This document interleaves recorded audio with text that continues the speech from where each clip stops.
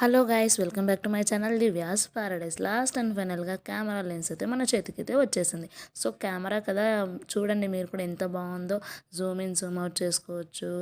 మనకి ఎంతలో కావాలంటే అంతలో మనం కెమెరా ఫిట్ చేసి మరి పెట్టుకోవచ్చు.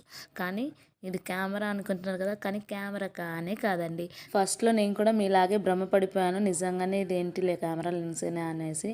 కానీ దగ్గరికి పోయి చూస్తే అది లెన్స్ కాదు. నేను మా స్టూడెంట్ తీసుకొని వచ్చుకున్నాను అనమాట.